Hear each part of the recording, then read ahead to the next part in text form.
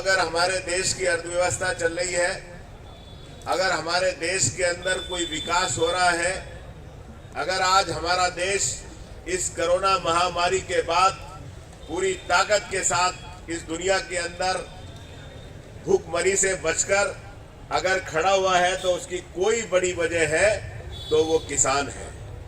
दुनिया के अंदर जब सारे उद्योग बंद हो गए थे, जब सारे कारखाने कोरोना काल के अंदर लॉकडाउन के अंदर बंद हो गए थे, तो इसमें एक इंसान और एक आदमी था जो इस देश के लिए रोजी रोटी पैदा कर रहा था, और वो कोई था तो किसान था।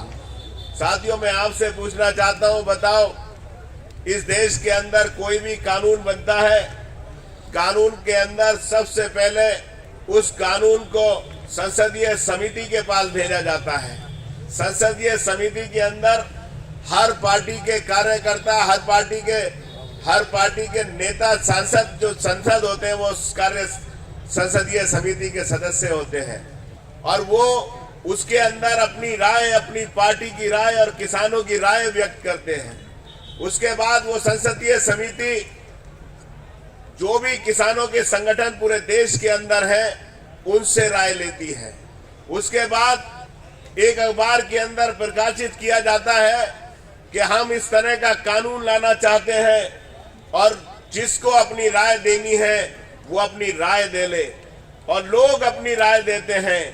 उसके बाद वो कानून समिति के पास जाता है, और समिति उसको बाद फिर मंत्रालय के अंदर भेजती है, और मंत्रालय उसको फिर सदन के अंदर पेश कराता है। साथियों, मैं पूछना चाहता हूं, बताओ साथियों, पूछो इन भारतीय जनता पार्टी के नेताओं से, पूछो देश के उन कृषि मंत्री जी से कि ये 3 जो कृषि कानून आप लेकर आए हो, कौन से किसान इसकी मांग कर रहे थे, कौन से संगठन इसकी मांग कर रहे थे, कौन वो आदमी थे जिन्होंने कहा था कि हमारी खेती का कॉन्ट्रैक्ट अंबानी अडानी को दे दो, कौन वो किसान थे जो ये कह रहे थे कि हमारे पूरे भंडारण का अधिकार इन सारे बड़े बड़े उद्योगपति को दे दो।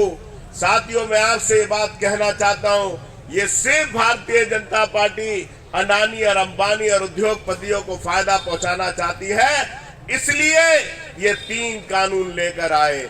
मैं पूछना चाहता हूं साथियों, बताओ, यहाँ पर बैठे हुए ये जितने वकील हैं, यहाँ पर इनके दफ्तर और इनके बस्तों पर बैठे हुए जितने लोग हैं, वो कसम खाकर बताएं, किसी भी जात और बिरादरी के लोग हैं, वो लोग 100% वो लोग हैं जो किसान हैं। लेकिन साथियों, याद रखना कि आज जरूर आप मौन बैठे हो, आज जरूर सोच रहे हो कि ये समाजवादी पार्टी का धरना है, लेकिन कल जब ये कानून का शिकंजा आपके परिवारों पर होगा, जब आपकी जमीन के ठेके लिए जाएंगे, जब आपको बाहर कर दिया जाएगा, आपकी जमीनों पर लोन लेने जाएगा, तब आप कहोगे कि ये किसान जो आंदोलन कर रहे थे, ये जो समाजवादी पार्टी आंदोलन कर रही थी, ये हमारे लिए सही कर रही थी, हमारी जमीनें बचाने के लिए कर रही थी। साथियों, मैं पूछना चाहता हूं, ये बताओ, ये जो किसान हैं, इन्हें कौन सा लाभ है? बताओ साथियों, जो चंद्रशेखर आजाद, भगत सिंह, अशफाक उल्लाह खां, राम प्रसाद बिस्मिल, क्या उन्होंने फांसी खाई? किस लिए फांसी खाई? हजारों लोगों ने हिंदुस्तान को आजाद कराने के लिए अपने परिवारों को बर्बाद कर दिया, खुद फांसी के फंदे पर चढ़ गए। बताओ साथियों, किस लिए? इसलिए कि आज यहाँ पर कमाल अख्तर खड़े होकर बोल रहा है, तो वो उन्हीं आजादी के दीवानों की वजह से बोल रहा है। अगर किसान आज धरना दे रहे हैं, तो कौन सा बात हो? सोचो साथियों, ये किसान हमें बचाने के लिए, हमारी जमीनें बचाने के लिए, हमारे घर परिवार को बचाने के लिए ये किसान लड़ रहे हैं। आज भारतीय जनता पार्टी को जब कोई मौका नहीं मिला, तो खुद आंदोलन को हिंसात्मक करना चाहती है। उसके मंत्रियों के बेटे गाड़ियां चलाकर किसानों की हत्या करते हैं। बताओ साथियों, जब कोई भी बड़ा नेता कहीं पर आता है और LIU और इंटेलिजेंस ये इंफॉर्मेशन देती है कि आपको प्रोग्राम नहीं करना चाहिए, तो देश के प्रधानमंत्री तक अपने कार्यक्रम रद्द कर देते हैं। लेकिन उत्तर प्रदेश के मुख्यमंत्री जी किसानों से बहस लगाकर कार्यक्रम कर देते हैं और आज किसानों के घर पर मातम पसरा हुआ है। आज किसानों की मौत हो गई, 15 किसान जिंदगी मौत से लड़ रहे हैं।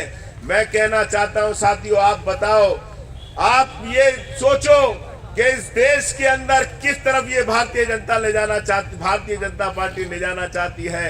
मैं ज्यादा लंबी बात नहीं करूंगा, मैं सिर्फ इतना कहूंगा कि साजिश है इस आंदोलन को खत्म करने की, ये साजिश है भारतीय जनता पार्टी की। हम मांग करते हैं कि किसानों को 2 करोड़ का मुआवजा और उनके परिवार को नौकरी मिलनी चाहिए। और जांच कराइए आप सुप्रीम कोर्ट के किसी न्यायिक अधिकारी से, जो पता चल जाए कि साथियों आप कहते हो एसआईटी आपकी पिछलग्गू है, आप कहते हो सीबीआई आपकी पिछलग्गू है। जब ईडी, सीबीआई, एटीएस से आप अपने मुखालिफों को अपनी तरफ करने में इस्तेमाल करते हो, तो ये कहां भारतीय जनता पार्टी के लोगों के खिलाफ रिपोर्ट दे देगी। मैं मांग करता हूं सुप्रीम कोर्ट के किसी न्यायिक अधिकारी से जांच कराओ, पर्दा साफ हो जाएगा। ये साजिश भारतीय जनता पार्टी के लोगों की है। आप याद रखना, आप लोगों से अभी बहुत साजिशें होंगी। उत्तर प्रदेश के अंदर साजिश होगी। हमने मांग की, अभी बाबा भीमराव अंबेडकर की मूर्ति को तोड़ दिया गया, साजिश की गई।